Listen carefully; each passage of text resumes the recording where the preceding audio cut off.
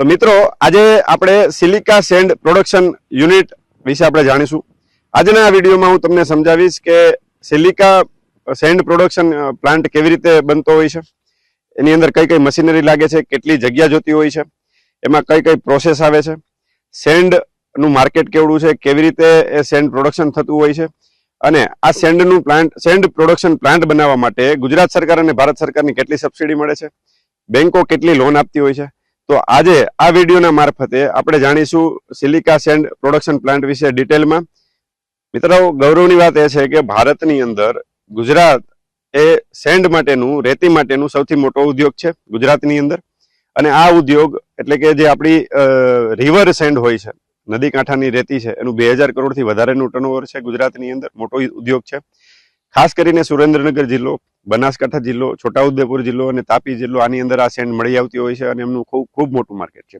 પરંતુ આજે કન્સ્ટ્રક્શનમાં કરીને પ્લાસ્ટર છે, સિરામિક ઉદ્યોગ છે, ગ્લાસ મેન્યુફેક્ચરિંગના જે પ્લાન્ટ છે, એની અંદર આ રેતીનું એટલે કે સેન્ડનું જે ઉપયોગ થતો હોય છે રો મટીરિયલ તરીકે, અને એના કારણે ખૂબ ડિમાન્ડ છે, ખૂબ શોર્ટેજ છે.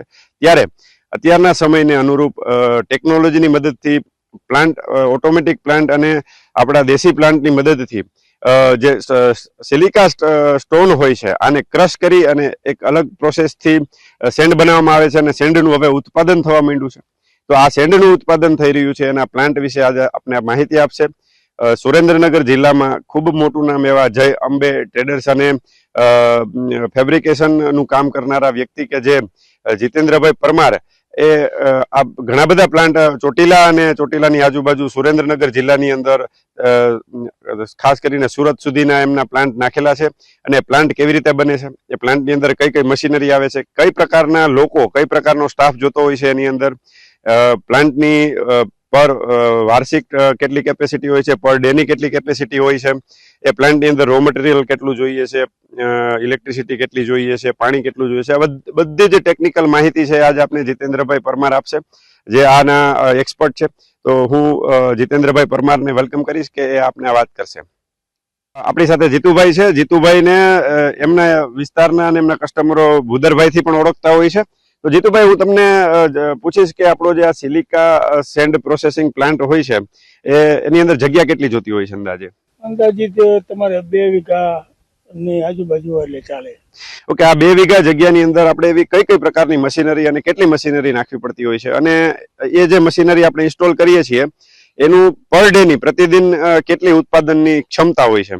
મશીનરીમાં 4 કન્વેયર બેલ્ટ, 2 હોપર, વાઇબ્રેટિંગ ચાયણો, વોશર, વરમ, આ બધી મશીનરી આવે અને તમારે 10 કલાકની અંદર 1000 ટન સુધીનું પ્રોડક્શન થઈ શકે. શું વાત છે! તો આ 1000 ટન જે પ્રતિદિન આપણે સેન્ડ જે પ્રોસેસ કરતા હોય છે એના માટેનું જે મટીરિયલ છે કેવી રીતે મળતું હોય છે અને કેટલું જોતું હોય છે? મટીરિયલ તો આજુબાજુના વિસ્તારમાં સિલિકા સ્ટોન હોય છે, એને બ્લાસ્ટિંગ કરી અને લાવવાનું રહે અને એ જ મટીરિયલ આમાં આપણે પ્રોસેસિંગ થઈ શકે. તો જીતુભાઈ, આ જે માઇનિંગ કરેલો જે પથ્થર આવે છે લીઝોલ્ડ લેન્ડમાંથી, જેને આપણે સિલિકા સ્ટોન કહીએ છીએ, આ સિલિકા સ્ટોનને આપણા પ્લાન્ટની અંદર જે પ્રોસેસ કરવામાં આવે છે અને પ્રોસેસથી સેન્ડ બને છે, તો આ કઈ કઈ પ્રોસેસ કરવામાં આવતી હોય છે આની અંદર? પ્રોસેસમાં આપણે જે બ્લાસ્ટિંગ કરેલો માલ જે આવે છે એ પહેલા આપણે કસરમાં ક્રશિંગ થાય, ત્યાંથી પછી આગળ આપણે એમાં અમુક ટકા કોઈ 75 mm ના પથ્થર રહી જાય એ અલગ પડી જાય છે અને એમાં સેન્ડ બને એ હોપરમાં આપણે સ્ટોક ડૂમમાં જાય છે. અને અહીંયાથી પછી આપણે જે બાકીના જે 75 mm ના કસરમાંથી જે બાદ હોય એ પાછા ઘંટીમાં એકદમ સેન્ડ બની નાખે. અને એ સેન્ડ પછી આપણે વાઇબ્રેટિંગ ચાયણામાં જાય. વાઇબ્રેટિંગ ચાયણામાં વોશ થાય, વોશ થઈ અને સ્ક્રૂ વરમમાં એ ડબલ વોશ થાય અને અહીંયાથી ટ્યુબ ડેક વોશરમાં એકદમ ક્લીન થઈ અને મટીરિયલ આપણું બહાર નીકળતું હોય. એટલે જે આ જે સેન્ડ મળે છે આપને, એ આપણે જે નેચરલ સેન્ડ હોય એના જેવી જ હોય છે કે એનાથી કઈ પ્લસ માઇનસ હોય છે?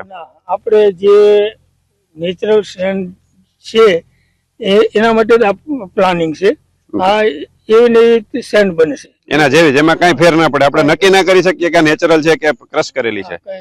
ઓકે, તો જીતુભાઈ આજે એકદમ નેચરલ સેન્ડ જેવી જે આપણે સેન્ડને પ્રોસેસ કરી છે, આ પ્રોસેસને મેનેજ કરવા માટે, આખા પ્લાન્ટને મેનેજ કરવા માટે કઈ કઈ પ્રકારના લોકો જોતા હોય છે, કઈ પ્રકારના લેબર જોતા હોય છે અને કેટલા જોતા હોય અંદાજિત?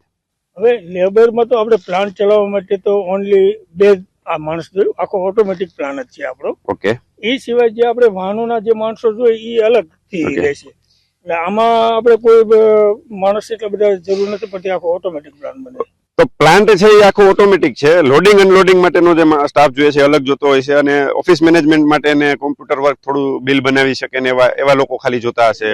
એવા માણસો તમારે 5 થી 6 જણા જોઈએ. ઓકે, તો લગભગ 7-8 જણાના સ્ટાફની અંદર આખો હા. પ્લાન્ટ સરસ મજાની રીતે ચાલતો હોય છે. ઓકે, આ જે પ્લાન્ટ છે એમાં અંદાજિત 1000 ટનનું જ્યારે પ્રોડક્શન થતું હોય ત્યારે ઇલેક્ટ્રિસિટી નું કેવડું કનેક્શન લેવું પડતું હોય છે આપણે? તમારે ઇલેક્ટ્રિક આમાં કનેક્શન તમારે 150 હોર્સ પાવર જેવું જોઈએ. તો જીતુભાઈ, આ જે તમે કીધું કે સેન્ડ છે એક ટાઈમે એને વોશ કરવી પડતી હોય છે, તો આ વોશિંગ માટે અંદાજિત પાણી કેટલું જોતું હોય છે? પાણી બસ આપણે એક બોર કરો એમાં 10 હોર્સ પાવરની સબમર્સિબલ નાખો એટલે ચાલે. ઓકે, તો એ તો પાણીની અવેલેબિલિટી આરામથી જે જગ્યા ઉપર આપણે છીએ ત્યાં જ પ્લાન્ટમાં બોર કરીને લઈ શકીએ છીએ. ઓકે, હવે આ જે છે એ ટ્રાન્સપોર્ટેશન માટેના જે વ્હીકલો છે, પછી માઇનિંગ માટેના સાધનો છે અને સ્ટોરેજ માટેની પણ વ્યવસ્થા, તો આ પણ કરવું પડતું હશે, તો એમાં તમારું શું કહેવાનું છે? હવે વાહનોમાં તો એક તમારે હિટાચી જોઈએ ઓકે. અને 2 થી 3 તમારે ડમ્પર કે હાઈવા કોઈ બી લો તો ચાલે, અને એક તમારે જીસીબી જોઈએ. જે માલ આવે છે વાહનોમાં એને વજન કરવા માટે અને અહીંથી જે માલ જાય છે એના માટે પણ ઇનહાઉસ આ લોકો વેબ્રિજ રખતા હોય છે કે શું? તમારું શું કહેવાનું છે? આ વેબ્રિજ તો રાખવો જરૂરી ફરજિયાત છે. વેબ્રિજ હોય એને બહારથી આપણે કાચું મટીરિયલ લાયા, એને વજન કરી અને પછી આપણે એમાંથી કેટલું મટીરિયલ નીકળ્યું એ બધું આપણને અંદાજે આવી જાય, અને આપણે કંઈ બહાર વેબ્રિજનું વજન કરાવવા જવું ન પડે. અહીંથી આપણી ગાડી લોડ થાય એટલે વેબ્રિજ આપણો કાંટો માન્ય રહે. ઓકે, જીતુભાઈ, આ ટાઈપના જે સિલિકા સેન્ડ પ્રોડક્શન પ્લાન્ટ છે એવા તમે અંદાજિત કેટલા પ્લાન્ટ કરેલા હશે અને કેટલા વર્ષથી તમે આ ફિલ્ડમાં છો? હું 20 વર્ષથી આ વોશિંગ પ્લાન્ટ માટે ની લાઈનમાં છું. કમસે કમ મેં 200 પ્લાન્ટ જેટલા બનાવ્યા છે. શું વાત છે જીતુભાઈ, આ જે આખો 1000 ટનની કેપેસિટીનો જે પ્લાન્ટ કરી છે આપણે, તો 2 વીઘા જેટલી જમીન જોતી હોય છે, તો આ જમીનનું ઇન્વેસ્ટમેન્ટ બાદ કરતા બાકીનો પ્લાન્ટનું જે ઇન્વેસ્ટમેન્ટ છે અંદાજિત કેટલું હોવું જોઈએ 1000 ટનની કેપેસિટીનું? 1000 ટનની કેપેસિટીના પ્લાન્ટ માટે તમારે 1 કરોડ રૂપિયાની સમથિંગ આખો સિવિલ કામથી માંડી અને તમારે કમ્પ્લીટ માલ એકદમ ઓકે બની જાય અને થઈ જાય અહીંયા સુધીનો એસ્ટિમેટ આવી જાય. એટલે પ્લાન્ટ આવી જાય છે, પ્લાન્ટ ઇન્સ્ટોલ કરવા માટેનું સિવિલ કામ પણ આવી જાય છે, પણ જે આ એડમિન ઓફિસ અને સ્ટાફ ક્વાર્ટર ને એ અલગ થાય કે આની અંદર આવી ગયું? ના, એ બધું એ અલગ છે. ઓકે, તો જે પ્રકારની કેપેસિટી છે એના મુજબની એમ એડમિન ઓફિસ ને જે કંઈ ખર્ચ કરે છે એ અલગ છે, બાકી આ જે પ્લાન્ટનો કોસ્ટિંગ છે અંદાજિત 1 કરોડ થાય છે, બરોબર છે? આટલી સરસ અમારા જે વ્યુઅર છે એમને માહિતી આપી. ઘણા બધા લોકો આ પ્લાન્ટ કરવા માંગતા હશે આ વિડીયો જોઈને, જીતુભાઈને સાંભળીને. તો આવો જ કોઈને પ્લાન્ટ કરવો છે સિલિકા સેન્ડ પ્રોડક્શન પ્લાન્ટ, તો તમે જીતુભાઈનો સંપર્ક કરી શકો છો. આ વિડીયોની અંદર નીચે બોટમની અંદર જીતુભાઈનો સંપર્ક નંબર આપેલો છે, તો આ નંબર ઉપર તમે એમની પાસેથી વધુ માહિતી લઈ શકો છો અને એમનો કોન્ટેક્ટ કરી શકો છો. તો મિત્રો, જીતુભાઈ ખૂબ જ સરસ આપને ડિટેલમાં માહિતી આપી સિલિકા સેન્ડ પ્રોડક્શન પ્લાન્ટ માટેની.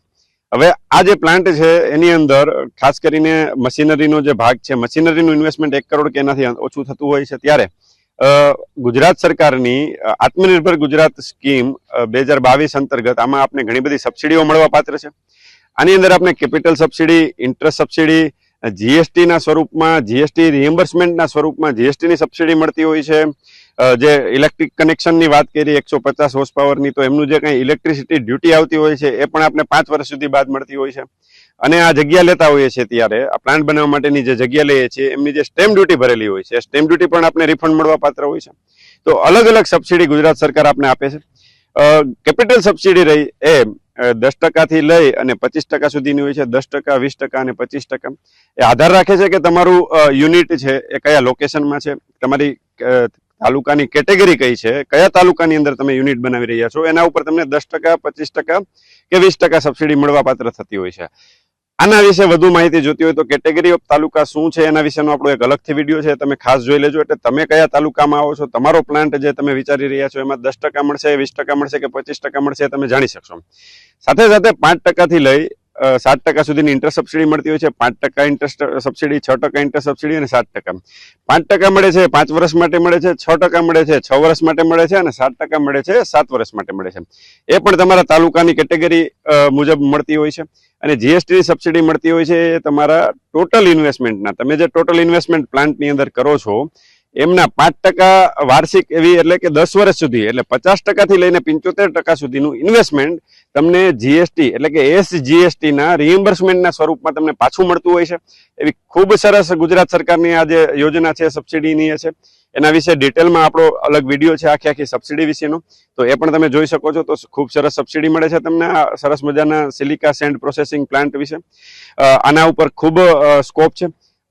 બેંક પણ આને લોન આપવા માટે ખૂબ આતુર હોય છે. ત્યારે બેંક આખો જે તમારો પ્લાન્ટ છે એ લેન્ડ તમારી પોતાની હોવી જોઈએ. એના ઉપર જે તમે એડમિન ઓફિસ છે, સ્ટાફ ક્વાર્ટર બનાવો છો, કમ્પાઉન્ડ વોલ બનાવો છો, એ તમે પોતાના ખર્ચથી બનાવી શકો, અથવા તો એમાં પણ બેંક તમને ફંડિંગ આપી શકે છે. અને જે મશીનરી, જે પ્લાન્ટ છે એના ઉપર 1 કરોડના પ્લાન્ટ ઉપર તમને 75 લાખ જેવી 75% સુધીની લોન તમને ગવર્મેન્ટ બેંક આપતી હોય છે. આ જે લોન છે લગભગ આજના પ્રિવેલિંગ રેટ મુજબ 9.5% થી લઈને 10.5% સુધીના રેટ ઓફ ઇન્ટરેસ્ટમાં મળતી હોય છે. તો ખૂબ સરસ પ્લાન્ટ છે. આપ ઘણા બધા લોકો જે છે કંઈક બિઝનેસ શોધતા હોય છે, એમના માટે અમે આ સરસ મજાનો વિડીયો બનાવ્યો છે. વધુમાં સબસિડી અને લોન વિશેની માહિતી, પ્રોજેક્ટ લોન વિશેની માહિતી જોતી હોય તો અમને ફોલો કરો. સિલિકા સેન્ડ પ્રોડક્શન પ્લાન્ટ જે છે એમનું જે કંઈ ઉત્પાદન થઈ રહ્યું છે એમની ડિમાન્ડ ખૂબ મોટી છે. લગભગ રોજનું જે અત્યારે સેન્ડ અવેલેબિલિટી છે 5 લાખ ટનની અવેલેબિલિટી છે. અને એમની સામે ડિમાન્ડ ખૂબ વધારે છે, કારણ કે કન્સ્ટ્રક્શનની અંદર ખાસ કરીને પ્લાસ્ટર, સિરામિક ઇન્ડસ્ટ્રી, ગ્લાસ ઉત્પાદન કરતા લોકો આ રો મટીરિયલ તરીકે યુઝ કરતા હોય છે. ત્યારે આમની ડિમાન્ડ લોકલ જે જગ્યાએ ગુજરાતની અંદર તો છે જ, ગુજરાતના મહાનગરો સુરત છે, રાજકોટ છે, બરોડા છે, અમદાવાદ છે, આની અંદર ખૂબ જ મોટા પાયે કન્સ્ટ્રક્શન થતું હોય ત્યારે રેતીની ખૂબ ડિમાન્ડ હોય છે, સેન્ડની ખૂબ ડિમાન્ડ હોય છે. સાથે સાથે મુંબઈ, પુના, આવા મેટ્રો સિટી છે, રાજસ્થાન, આ બધા જ લોકો છે ગુજરાતમાંથી સેન્ડ લેતા હોય છે. ત્યારે ગુજરાતનું જે આ સેન્ડ માર્કેટ છે, ગુજરાતનો જે આ રેતીનો ઉદ્યોગ છે ખૂબ મોટો છે, ખૂબ વિકસી રહ્યો છે. તો ખૂબ જ જે આ વિકસતા ઉદ્યોગની અંદર આપ લોકો ઇન્વેસ્ટમેન્ટ કરો. ગવર્મેન્ટની જે કંઈ સહાયો મળે છે, સબસિડીઓ મળે છે, અમારા થકી જાણી અને એ સહાયોનો ખૂબ લાભ લો અને તમારો પ્રોજેક્ટ છે એને વાયેબલ કરો, ફિઝિબલ કરો અને આપ લોકો ખૂબ પ્રગતિ કરો અને રોજગારીના જે પ્રશ્નો છે સોલ્વ થાય, આવા હેતુથી અમે આવા વિડીયો બનાવતા રહેતા હોઈએ છીએ. ત્યારે અમારી સાથે જોડાયેલા રહો. ખૂબ ખૂબ આભાર. હું છું રાજેશ સવનિયા, મારી ફર્મનું નામ છે એડવર્ડ કોર્પોરેશન. ખૂબ ખૂબ આભાર. Thank you. Stay tune with us.